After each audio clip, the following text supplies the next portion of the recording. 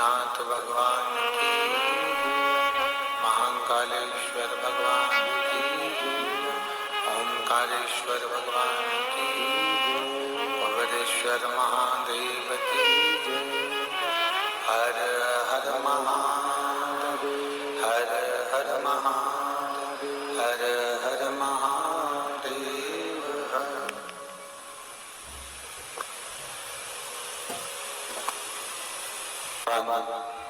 देवाधिदेव महादेव भगवान शिव, जिनकी पुनीत पावन पवित्र शिव महापुराण की कथा संपूर्ण विश्व के कल्याण हेतु बाबा देवाधिदेव महादेव की पवित्रमय भूमि 12 ज्योतिर्लिंग का मध्य स्थल कुबेरेश्वर धाम, जहां भगवान शिव कंकर शंकर के रूप में विराजते हैं। संपूर्ण भारत की भूमि पर मेरे बाबा देवाधिदेव महादेव शिवलिंग के रूप में विराजते हैं। पर ये वो पवित्र भूमि है 12 ज्योतिर्लिंग के मध्य की, जहां मेरे भगवान शंकर कंकर शंकर के रूप में विराजते हैं। ऐसी पवित्र भूमि पर यजमान पद ग्रहण करे हैं यजमान बंधु श्री कैलाश भाई छोटा भाई पटेल जी अमेरिका,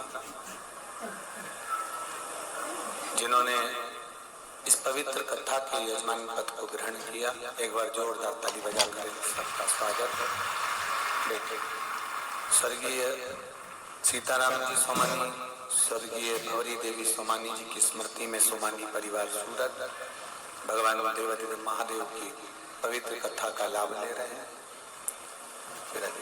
स्वर्गीय मीरा जी, स्वर्गीय आशुतोष जी अग्निहोत्री की स्मृति में हरगोविंद जी अग्निहोत्री द्वारा सागर से शिव महापुराण कथा के यजमान बने हैं। सागर से हमारे बीच में विराजमान है यजमान परिवार। श्री शिवाय। फिर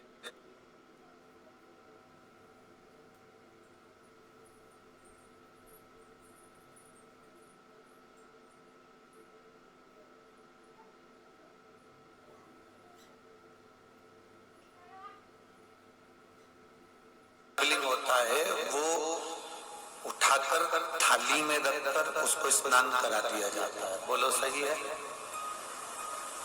मंदिर के शिवलिंग को उठाकर आप थाली में स्नान नहीं करा सकते।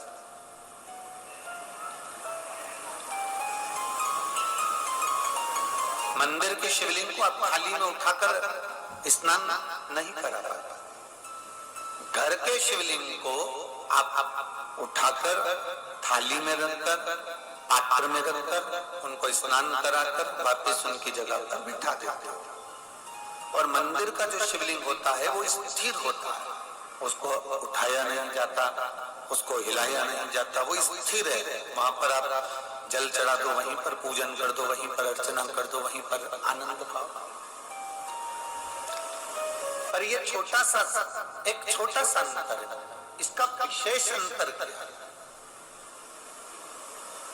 एक विशेष अंतर यदि आता है घर के शिवलिंग में और मंदिर के शिवलिंग में कि घर में जो शिवलिंग होता है वो छोटे से छोटा होना चाहिए। हमने कई बार आप लोगों को कहा कि अपनी हथेली जो होती है उस हथेली पर शंकर भगवान का जो आपकी जलाधारी और जो शिवलिंग है उसको अपनी हथेली पर रख कर देखो और अपने अंगूठे को इस हाथ पर ऐसा रख कर देखो और अंगूठे को उठा कर देखो। जितना बड़ा अंगूठा है, जितना बड़ा ये उंगली का अंत है, बस यहाँ से लेकर यहाँ तक का शिवलिंग, इससे जितना छोटा होता चले जाए, जितना छोटा होता चले जाए, जितना छोटा होता चले जाए, उतना बड़ा शिवलिंग अपने घर में रखना चाहिए। इससे बड़ा अगर शिवलिंग है तो उसको मंदिर जैसी सेवा की फिर जरूरत पड़ती है। घर घर में जैसे थोड़ा बड़ा शिवलिंग आया, जैसे बड़ा शिवलिंग इस अंगूठे से, इस उंगली से बड़ा शिवलिंग जैसे ही चालू हो जाता है, फिर उसको मंदिर जैसी अर्चना चाहिए। उसको सुबह शाम आरती भी चाहिए, उसको सुबह शाम बेलपत्र भी चाहिए, उसे सुबह शाम स्नान आदि, पूजन प्रदोष का आदि सारे अनुष्ठान जो पूर्ण होते हैं मंदिर में, वो पूरा देना पड़ता। पर घर में जो शिवलिंग होता है ना, उसको तुम 8 दिन अगर स्नान भी नहीं कराए ना, तो भी बाबा तुमको कभी श्राप नहीं देता, बाबा तुम्हारा कल्याण ही करता। घर में जो शिवलिंग होता है ना, उसको तुमने 15 दिन अगर स्नान भी नहीं कराया, 15 दिन लोटा भर के जल भी नहीं चढ़ाया, 10 दिन तुम बाहर भी चले गए, तुम कहीं पर भी चले जाओ, कहीं पर भी जाओ, ये जो कई लोग डलिया में ठाकुर जी को लेकर चलते हैं या टोकरी में ठाकुर जी को लेकर चलते हैं, वो लेकर क्यों चलते हैं? उसका कारण ये है कि उनके मन में ये भाव है कि हम हमारे ठाकुर जी को घर में अकेला कैसे छोड़कर, बोलो सही है कि गलत?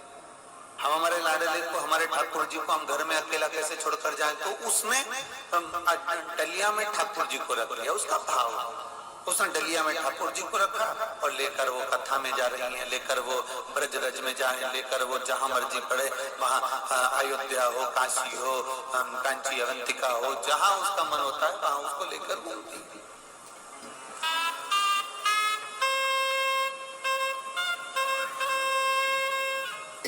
पर शिवलिंग के साथ में ऐसा नहीं होता कि घर के शिवलिंग को तुम डलिया में रख लो और फिर उसको ले लेके घूमो, नहीं। आप जाओ, जैसे आप ब्यूटी पार्लर जाते हो, आप शॉपिंग मॉल जाते हो, आप अपने कहीं किसी स्थान पर जाते हो, कहीं पर भी जाते हो, तो घर में रहता कौन है? जो घर का बड़ा होता है, जो घर का बुजुर्ग होता है, जो घर में बयो होता है, जो घर का बड़ा होता है, वो तुम्हारे घर में रहता है। मम्मी तुम रहना, मैं अभी होकर आता हूं। पापा तुम रहना, मैं अभी होकर आता हूं। दादाजी तुम रहना, मैं अभी होकर आती हूँ। दादी जी तुम रहना, मैं अभी होकर आती हूँ। घर का जो बुजुर्ग है वो रहे। तुम्हारी पूरी शादी को मार्गदर्शन कौन करता है? जो घर में बड़ा होता है। बुआ जी बड़ी होगी, फूफा जी बड़े होंगे, मामा जी बड़े होंगे, काका जी बड़े होंगे, वो मार्गदर्शन करते हैं। तुम्हारे घर में कोई फंक्शन आया तो बड़े तुम्हारे को मार्गदर्शन कर देते हैं,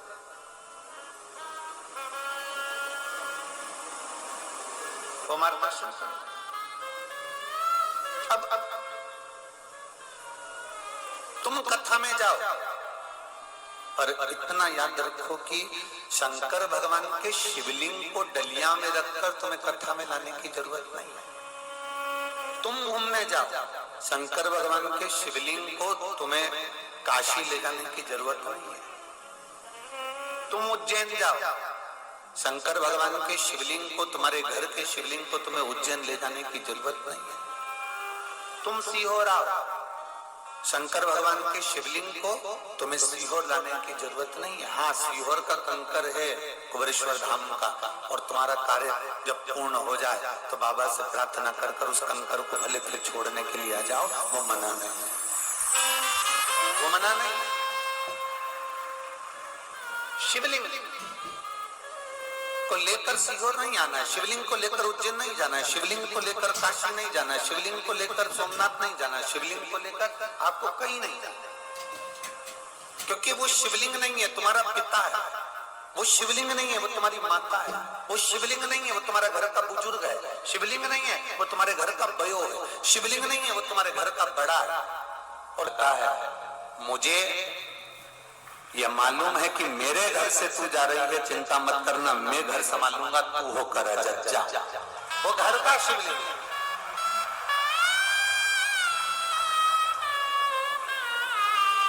शिव महापुराण की कथा में उमा संहिता में एक बात लिखी है, बहुत ध्यान से सुनिएगा। उमा संहिता कहती है, जिसके घर में शिवलिंग नहीं हो उसके घर का तो पानी भी नहीं पीना चाहिए। जिसके घर में शिवलिंग ना हो उसके घर का पानी भी ना पिए।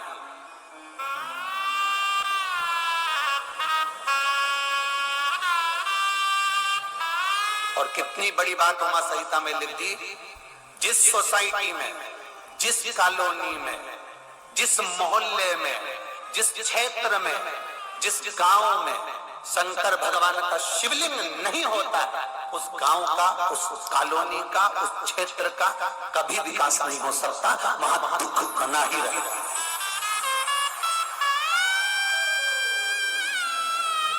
वहां दुख बना ही रहता है, वहां तकलीफ बनी ही रहती है। उस कॉलोनी में तुम देखना, उस सोसाइटी में देखना, थोड़ा ना थोड़ा तकलीफ चलती रहेगी। मकान तो बहुत अच्छे बने, कॉलोनी बहुत अच्छी बनी है, उसके मकान भी अच्छे बने, डुप्लेक्स बने, फर्नीचर भी अच्छा है, कॉलोनी में गार्डन भी दिया, सब कुछ दिया कॉलोनी वाले ने, पर उस कॉलोनी में रौनक नहीं है, उस कॉलोनी में विकास नहीं है। जो जितना था उतना की उतना ही है। 4 साल में, 8 साल में, 10 साल में कोई तरक्की नहीं कर पाया, बल्कि लोग बेच कर कॉलोनी का मकान चलेगा। कारण क्या था? उस कॉलोनी में शंकर का शिवलिंग विराजमान नहीं था, वहां शिव नहीं है। जरा सा दक्ष प्रजापति के यहाँ यज्ञ हुआ और शंकर को आमंत्रण नहीं दिया। दक्ष प्रजापति ने यज्ञ किया, इतना बड़ा विशाल यज्ञ, ढेर बड़ा विशाल यज्ञ, और शंकर भगवान को कोई निमंत्रण नहीं। शिव के लिए कोई सिंहासन नहीं, शंकर के लिए कोई स्थान नहीं, शंकर का कोई स्थान नहीं। जरा सा दक्ष प्रजापति ने यज्ञ करा और शंकर को बुलाया नहीं, शंकर का आमंत्रण नहीं, शंकर का निमंत्रण नहीं, तो आप अंदाजा लगा सकते हो कि यज्ञ की स्थिति क्या थी।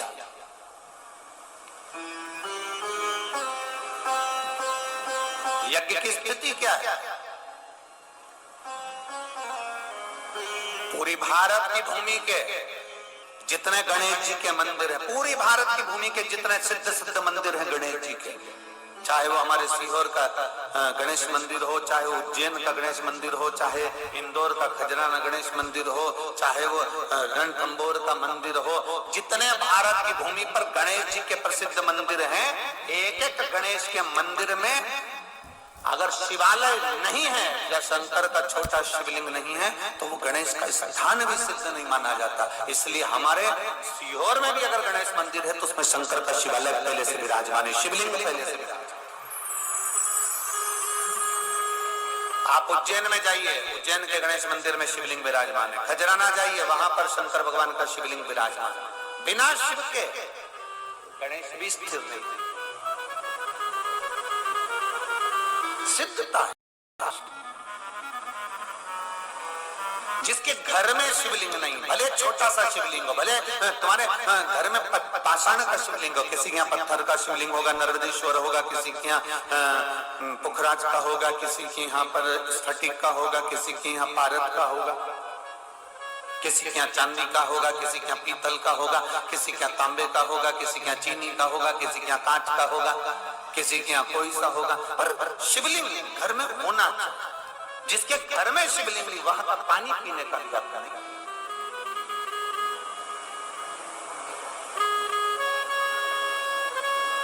शिवलिंग को पहचान, भगवान शंकर के शिवलिंग को जो जान गया उसका जीवन सार्थक, उसका जीवन सार्थक। जो जान गया है, शास्त्र कहता है वो उतना उतना फल प्रदान करता है, उतना उतना आनंद देता है, उतना उतना सुख वो प्रदान कर देता है। जितना छोटा शिवलिंग होगा उतना उतना आनंद वो प्रदान कर देगा। आप घर में जो शिवलिंग है उसको 10 दिन स्नान नहीं कराओगे, चलेगा। 15 दिन स्नान नहीं कराओगे, चलेगा। आपने 10 दिन बेलपत्र नहीं चढ़ाई, चलेगा। आपने 15 दिन उसको चंदन नहीं लगाया, चलेगा। आपने भोग नहीं लगाया, चलेगा। आपने शंकर जी की आरती नहीं करी, चलेगा। पर घर में शिवलिंग होना चाहिए।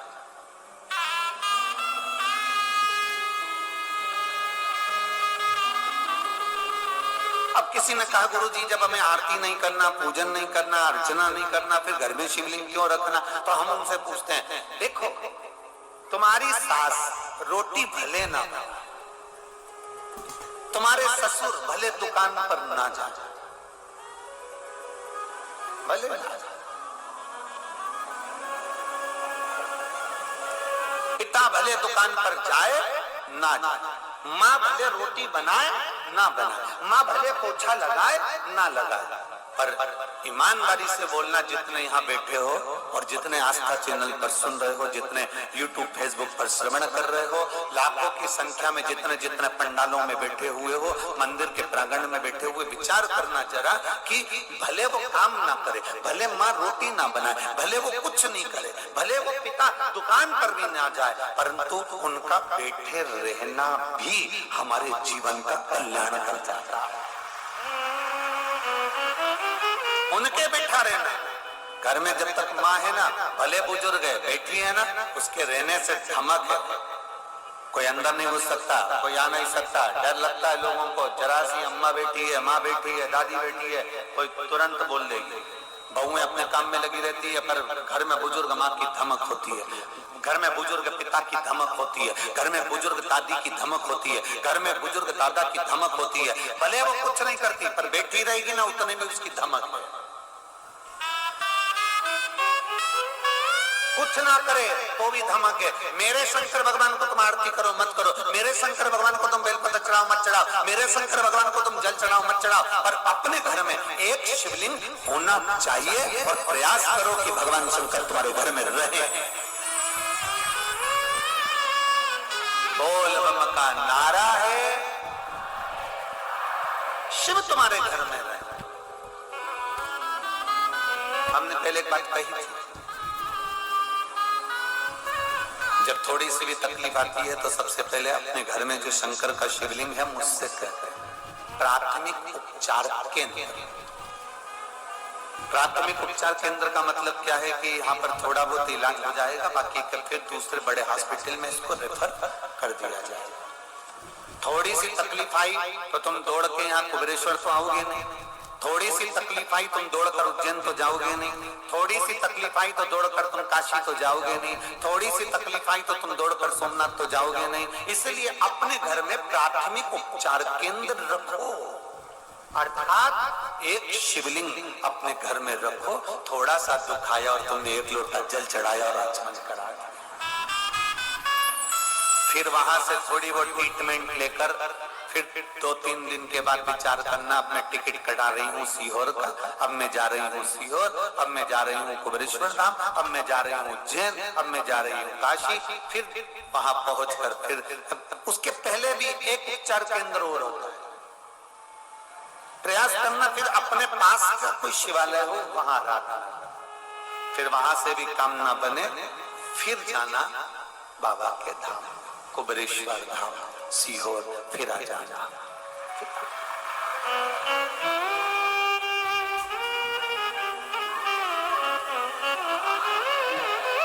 बहुत सारे लोग सावन के महीने में, बहुत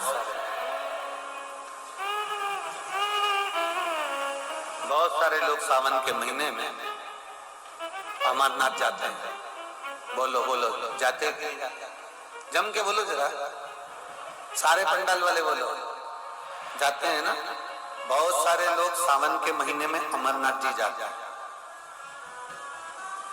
उसमें से कुछ ऐसे भी होते हैं जो कभी अपने घर के पास के मंदिर में नहीं गए और अमरनाथ गए, कारण सेल्फी।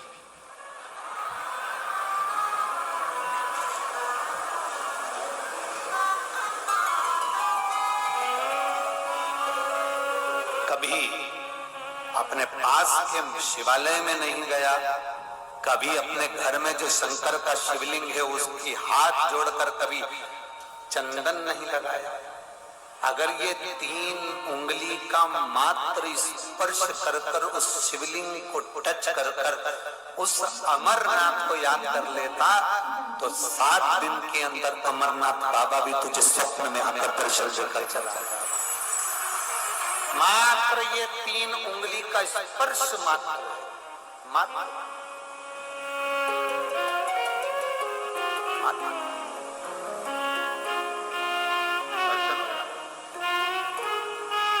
आप स्पर्श मात्र कर लेते उसका स्मरण। कुमार खंड, शिव महापुराण का कुमार खंड उठाकर पढ़िएगा। गीता प्रेस गोरखपुर की शिव महापुराण का कुमार खंड उठाकर पढ़ोगे तो उसमें वर्णन आता है, जिस दिन तुम्हें स्वप्न में आपका गुरु हंसता हुआ नजर आ जाए, जिस दिन स्वप्न में भोलेनाथ, भगवान शंकर या शिवलिंग तुम्हें हंसता हुआ नजर आ जाए, जिस दिन स्वप्न में तुम जिस गुरु को भजते हो, तुम जिस गुरु का स्मरण करते हो, तुम जिस गुरु को बहुत मानते हो, वो तुम्हें हंसता हुआ दिख जाए। कभी स्वप्न में देवाधिदेव महादेव हंसते हुए दिख जाए, कभी स्वप्न में तुम्हें शंकर का शिवलिंग हंसता हुआ दिख जाए, कभी स्वप्न में तुम्हें नंदी हंसता हुआ दिख जाए, समझ लेना कि कहीं ना कहीं से खूब अच्छी खबर हमको मिलने वाली है। 15 दिन के अंदर, 15 दिन के अंदर हमें अच्छी खबर मिलेगी, ये निश्चित है, क्योंकि शंकर हंसा है, गुरु हंसा है, नंदी हंसा है, शिवलिंग हंसा है, मुस्कुरा। कुमार खंड, शिव महापुराण, गीता प्रेस गोरखपुर पढ़ो उठाकर, उसमें मिलेगा।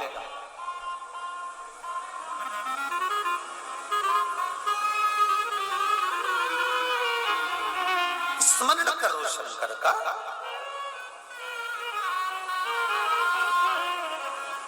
12 ज्योतिर्लिंग में से एक ज्योतिर्लिंग है, आपके स्मरण में रहना चाहिए वो।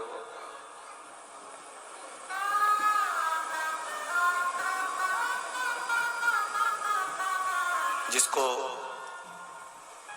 नागेश्वर ज्योतिर्लिंग कहा जाता है।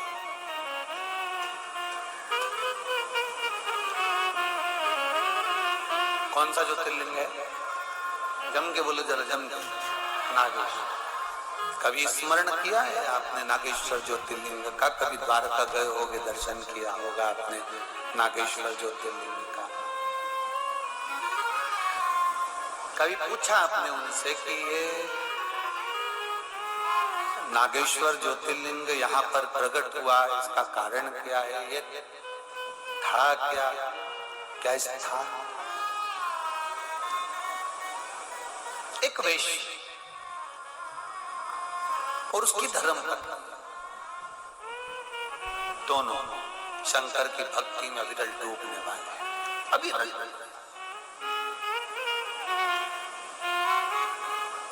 इतना भरोसा था इनको। आज एक सोशल मीडिया वाले, आप लोग उसमें न्यूज चैनल पर देखे भी होंगे, तो आज एक न्यूज पर इंटरव्यू था लाइव, तो उसमें उन्होंने एक प्रश्न किया था, वो श्रीवास्तव दिल्ली से, तो वो एक प्रश्न करे थे। उन्होंने एक प्रश्न किया था, गुरुजी आपने ये कैसे कह दिया कि कंकर में शंकर है, और कंकर में शंकर लोगों को सिद्धता भी आई? आपने कैसे सिद्ध कर दिया, इसको कैसे कह दिया कि कंकर में शंकर है? आप कैसे कह सकते हो कंकर में शंकर है? हमने उनको एक ही बात कही कि आप थोड़ा ध्यान लगाइएगा, 12 ज्योतिर्लिंग में आप 12 ज्योतिर्लिंग में से एक ज्योतिर्लिंग अगर नागेश्वर को उठाकर देखेंगे तो एक वैश्य अपनी धर्म पत्नी के साथ रहता है, उसके घर में संतान का सुख नहीं है, संतान का सुख नहीं था, तो उसने एक काम चालू करा। प्रत्येक वन में वो एक बेलपत्र का वृक्ष, एक बेलपत्र का पौधा लगाना प्रारंभ कर दिया। क्या काम चालू करा उसने? बेलपत्र का पौधा लगाना चालू करा। अब दुनिया के लोग हमसे कहते हैं कि महाराज जी ने बताया तो हमारे यहाँ 10 साल बाद संतान हुई, कोई कहता है हमारे यहाँ 20 साल संतान हुई, कोई कहता है हमारे यहाँ 30 साल बाद संतान हुई, कोई कहता है महाराज जी ने बताया तो 15 साल बाद संतान हुई, कोई कहता है 8 साल बाद संतान हुई। इसमें सीहोर वाले महाराज ने कुछ नहीं करा। इसमें तुम्हारा जो विश्वास था, तुमने कथा सुनी, पीछे के जितने श्रावण के महीने आपको बोले जाते थे और आपसे हम वृक्ष लगाने को कहते थे, बोलो बोलो सही है कि गलत है? ईमानदारी से बोलो। हमने आपको वृक्ष लगाने के लिए कहा, हमने आपसे कहा कि 1 करोड़ बेलपत्री के वृक्ष लगाना है, और टीवी पर हमने कह दिया सबको लगाना है, और वृक्ष लगाने के फोटो हमको भेजना, हम टीवी पर उसको दिखाएंगे। बोलो बोलो किस किस ने सुनी थी वो कथा? सुनी थी ना? हमने कहा उनके फोटो हम टीवी पर दिखाएंगे। आप लोगों ने वृक्ष लगाए, भले हाथ लगाया वृक्ष में, उसके फोटो भेजे, उसके वीडियो भेजे, हमने उसको आस्था चैनल पर दिखाया। कोई कहे कि ये सीवर वाला तो पगला हो गया, सबसे पेड़ लगवाते फिर रहा है। अब दूसरा काम उठाया कि निर्माल्य विसर्जन रथ चलवाया। निर्माल्य विसर्जन मतलब जो विसर्जन के लिए निर्माल्य होता था वो नदी में जाता था, तालाब में जाता था, सरोवर में जाता था। अब आप निर्माल्य विसर्जन रथ चला रहे हो, मतलब मंदिर में सफाई कर रहे हो, मंदिर का निर्माल्य उठा रहे हो, मंदिर का निर्माल्य उठाकर उसको विसर्जन की ओर लेकर जा रहे हो। अब जरा विचार करिएगा, ये शिव पुराण, ये गीता प्रेस गोरखपुर की जो शिव पुराण हम पढ़ते हैं उसमें हमने पढ़ा है, उसमें हमने अध्ययन किया, हमने उसका स्मरण किया।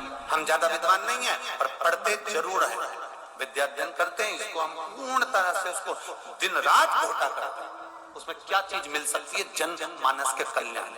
अब हमने उसमें पढ़ा कि बेलपत्री का वृक्ष, बेलपत्र का वृक्ष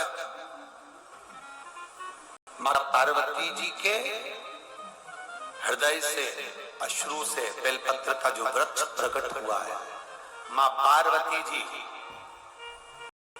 मां उमा से कहती हैं, जो पार्वती जी का एक स्वरूप था, जब वो पूछने के लिए उनसे कहती हैं, इस बेलपत्र के वृक्ष को जो रोपित करता है और बेलपत्र का वृक्ष जैसे जैसे बढ़ता है, पार्वती जी कहती हैं वैसे ही उसके घर में वंश बढ़ता है। अब हम बहुत बड़ा शब्द तो पकड़े नहीं, हमने बस इतना पकड़ लिया कि पार्वती जी कह रही है कि बेलपत्र का वृक्ष लगाने पर होती है, तो हमने भी ये नियम लिया कि सबसे लगवा, और सबसे लगवाएंगे। जिसके घर में औलाद नहीं होगी वो 15 साल 20 साल 25 साल बाद भी होगी जरूर। और वो हुआ 25-25 30-30 साल बाद लोगों को औलाद हुई, 40-40 साल बाद लोगों को औलाद हुई, 55 साल की महिला को 60 साल की महिला को भी औलाद हुई। ये व्यासपीठ ने देखा और आपने भी टीवी के माध्यम से देखा। केवल वो बेलपत्री के वृक्ष, केवल वो बेलपत्री के वृक्ष का। अब लोग कहते हैं सीवर वाले महाराज के पास कोई विद्या है, कुछ नहीं है, फालतू की बात है। सीवर वाले महाराज के पास कुछ नहीं है, फालतू की बात है। जैसे तुम हो वैसे हम हैं, माता के गर्भ से तुमने जन्म लिया, माता के गर्भ से हमने जन्म लिया। नरा है, बाबा एक सहारा है, सारी समस्या का हल एक लोटा जल। अब किसी ने कहा कि रोग मुक्ति हो रही है, कैंसर ठीक हो रहा है, किडनी लीवर ठीक हो रहे हैं, थायराइड ठीक हो रहा है, चर्म रोग ठीक हो रहा है, लोगों की तकलीफें मिट रही हैं, पत्र इतने आते हैं, खूब लोगों के दुख मिट रहे हैं। उसका कारण क्या है? अर्थात अब पहले शंकर जी के मंदिर में जाते थे, जल चढ़ाते थे, लौट कर आ जाते। अब तुम्हें ज्ञान हो गया कि मंदिर में गए हैं, थोड़ी सफाई कर दें, थोड़ा शंकर जी के शिवलिंग को साफ कर दें, थोड़ा मंदिर में जाला वाला लगाओ, निकाल दें, थोड़ा मंदिर को सजा दें, थोड़ा मंदिर में श्रृंगार कर दें। जब तुम शंकर को सजाना प्रारंभ कर दिए, भगवान शिवलिंग का श्रृंगार करना प्रारंभ कर दिया, मंदिर में तुमने दीप लगाना प्रारंभ कर दिया, मंदिर में सफाई करना प्रारंभ कर दी, तो मेरे महादेव ने भी तुम्हारे शरीर में जो बड़े से बड़ा रोग था उसको साफ करना प्रारंभ कर दिया। ये शंकर की कथा था। इस समय सीहोर वाले महाराज का कुछ भी नहीं है, फालतू के प्रपंच में पढ़ना मत। इसमें सीहोर वाले महाराज का कुछ भी नहीं है। जो दिया मेरी शिव पुराण ने दिया, मेरे बाबा ने दिया, हमने जो बाबा ने दिया वो आपके सामने प्रस्तुत करा। अब प्रस्तुत उस तरह से करा कि लोग उसको करें, उसको धारण करें, उसको उठाएं।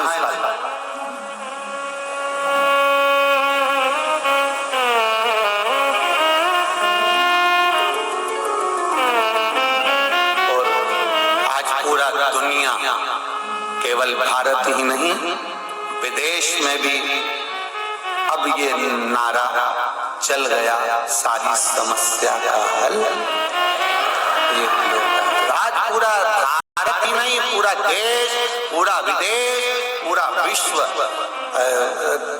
कल कोई बता रहा था कि श्रीलंका में भी लोग शंकर जी के मंदिर में जल चढ़ा रहे हैं, नेपाल में लोग शिव जी के मंदिर में जल चढ़ा रहे हैं, अमेरिका में, यूके में, सब जगह पर भगवान शंकर के मंदिरों में जल चढ़ रहा है। अब विदेशों में मंदिर के अंदर प्रवेश नहीं किया जाता, दक्षिण में मंदिर के अंदर प्रवेश नहीं कराया जाता, तो जल कहां चढ़ाए? तो लोगों ने अपने अपने घर में शंकर का शिवालय बना लिया। लोगों ने बेलपत्री का पौधा लगाया, उसकी मिट्टी को उठाते हैं, शिवलिंग बनाते हैं, जल चढ़ाते हैं, विसर्जन कर देते हैं। अर्थात उनके भीतर शिव तत्व प्राप्त हुआ, उनके भीतर शंकर की भक्ति प्राप्त हुई।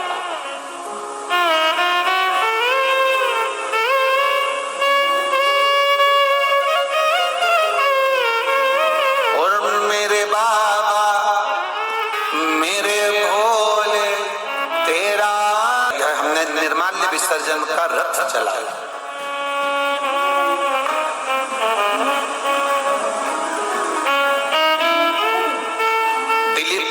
कांतिलाल जायसवाल, उम्र है 52 वर्ष, निवासी वैश्य के घर में, उसकी धर्म पत्नी के घर में संतान नहीं थी। एक काम चालू करा, बेलपत्री के वृक्ष का रोपण, बेलपत्री के वृक्ष को लगाओ।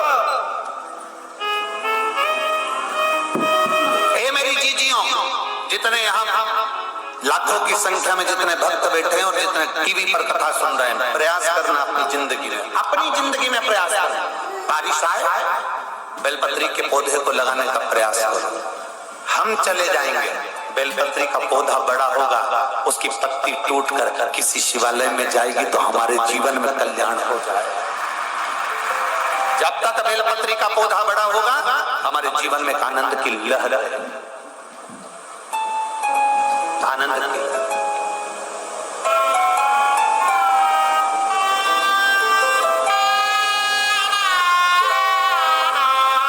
जैसे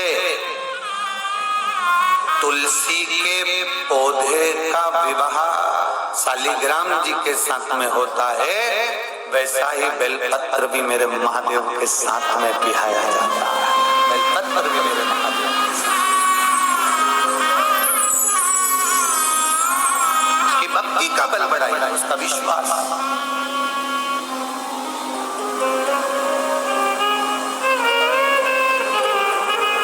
बड़ा करो उसको।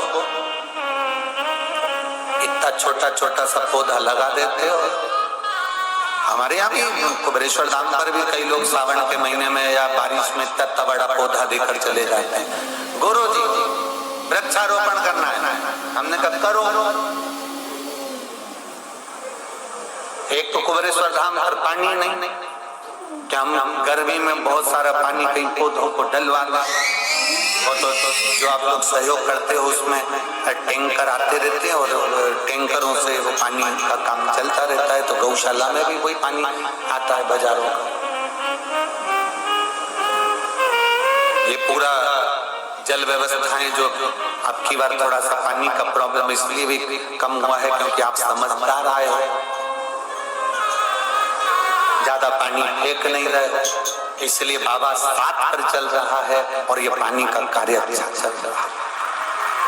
अब की बार सब समझदार आया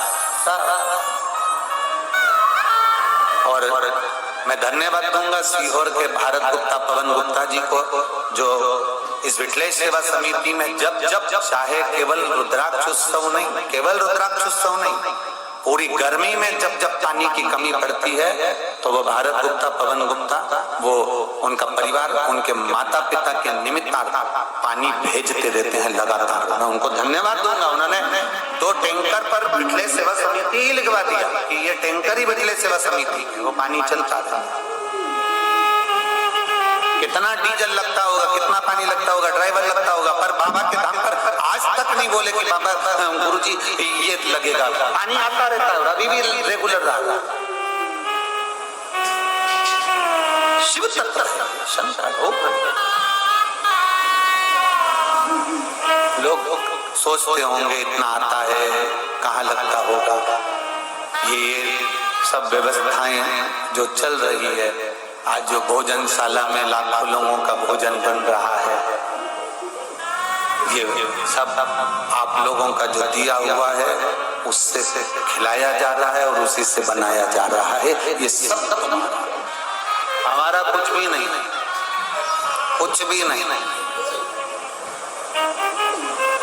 कोई व्यक्ति होता तो सबसे पहले अपना बंगला बनाकर उसमें ऐश्वर्य आराम की जिंदगी जीता, पर कभी हमारे मकान में जाना, हमारा छोटा सा घर, एक छोटा सा हाल है, 10 मेहमान भी अंदर आ जाए तो भारी पड़ जाए, और उसमें 2 कमरे हैं, एक हमारी अम्मा का हमारे बाजू में और हमारा उनके बाजू में। तुम्हारे कमरे में फर्नीचर होगा, सीहोर वाले महाराज के कमरे में फर्नीचर भी नहीं है। तुम्हारे कमरे में टीवी लगी होगी, सीहोर वाले महाराज के कमरे में टीवी भी नहीं है। तुम्हारे कमरे में अलमारियां धरी होंगी, महाराज के कमरे में अलमारी भी नहीं। ये धाम भी बनाया है तो केवल भक्तों के लिए बनाया, जिससे उनका दुख पूरी जिंदगी भर कटता रहे, जो आए उसकी झोली भरा जाए।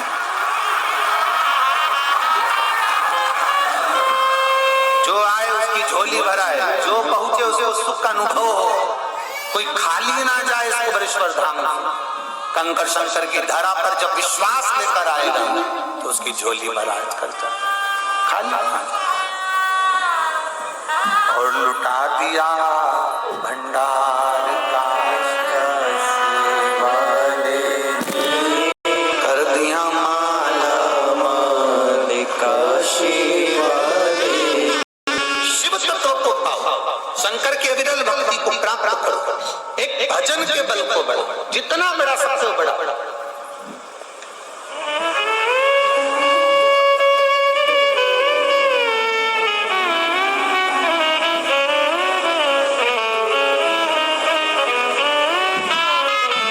सुबह 10 बजे भोजन चालू होता है, रात्रि को भोजन भंडारा चल रहा है।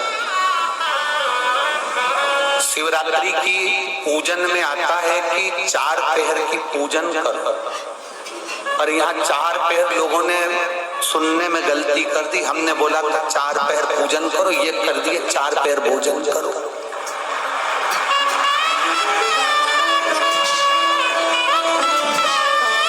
हमने बोला था 4 पहर की पूजन करो, इनने 4 कर दिए 4 पहर का भोजन करो। सुबह का एक टाइम निपटाते 10 बजे, 1 बजे कथा में आने से पहले फिर टपट गए, और नी तो वहां से चलते चलते 2 रोटी डब और फिर शाम होगी, आरती में जाएंगे फिर, और रात्रि को 10 बजे से अब कोई हमसे पूछे कितने लाख लोग भोजन कर रहे हैं, अंदाजा लगा लो। तुम ज्यादा बड़े ऊंचे मत जाओ, 5 लाख से लगा लो तो 4 टाइम का 20 लाख आदमी रोज का भोजन कर रहा है।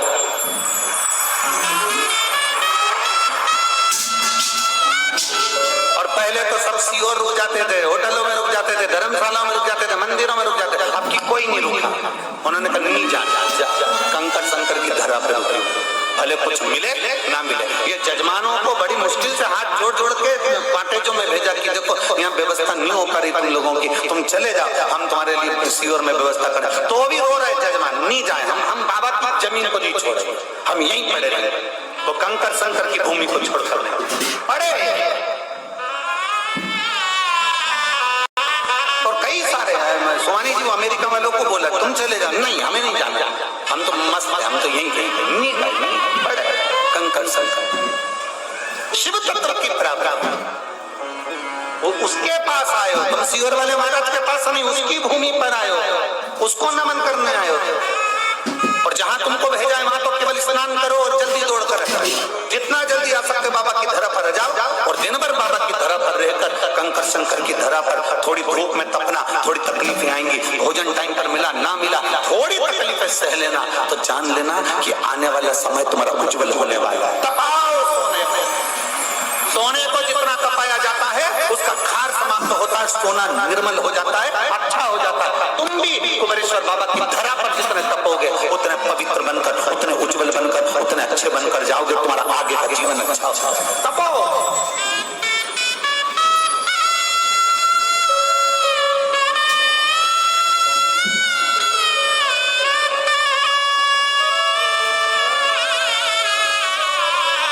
कल परसों के दिन एक भजन गायक जो आए थे वो क्या कर गए, गुरुजी ये लोग किसकी सुनते हैं?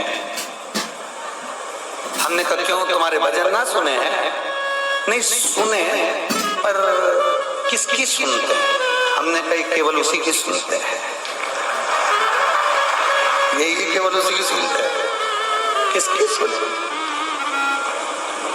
आज के जमाने में सब चतुर है, सब चिल्ला के कहते हैं किसी के बाप की नहीं सुनती, मैं किसी की नहीं सुनती, मैं किसी के बाप का ना सुनूं, मैं इसका नहीं सुनूं, मैं उसका नहीं सुनूं, सब चिल्ला कर कहते मैं किसी का नहीं। पर शिव शिव ओघड़ी दान, ओघड़ दान, शंभु शंभु है, त्रिकालदर्शी त्रिकालदर्शी है, कैलाशी कैलाशी, अविनाशी अविनाशी। उसको पहचानना कठिन, उसको जानना कठिन।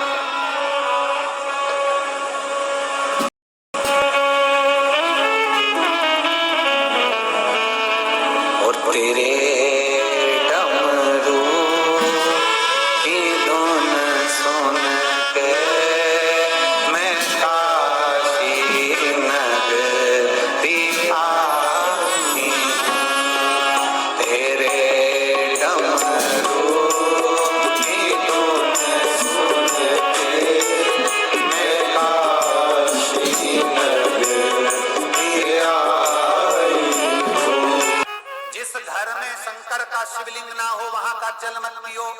जिस गांव में शंकर का शिवलिंग ना हो उस गांव का जल ना पियो। जिस नगर में, कॉलोनी में, क्षेत्र में शंकर का शिवलिंग नहीं होता वहां का कभी विकास नहीं हो सकता। शंकर है तो मूल है, और ये अपनाया। इस भारत की भूमि की विकास की यात्रा को आगे बढ़ाने में प्रधानमंत्री जी ने सबसे पहली शुरुआत शंकर से ही करी, काशी से शुरुआत करी। तो आज ये यात्रा आगे बढ़ती चली गई। जिसने शंकर के मंदिर को संवार दिया, जिसने शिवालय को संवार दिया, जिसने शंकर को संवार दिया, जिसने शंकर का श्रृंगार कर दिया, जिसने शंकर के लिए अग्रण्य भाव में कार्य कर दिया, जिसने महादेव के लिए कदम आगे बढ़ाया है, तो महादेव भी उसको छोड़ता नहीं है, उसको आगे बढ़ाने का कार्य स्वयं महादेव करता है।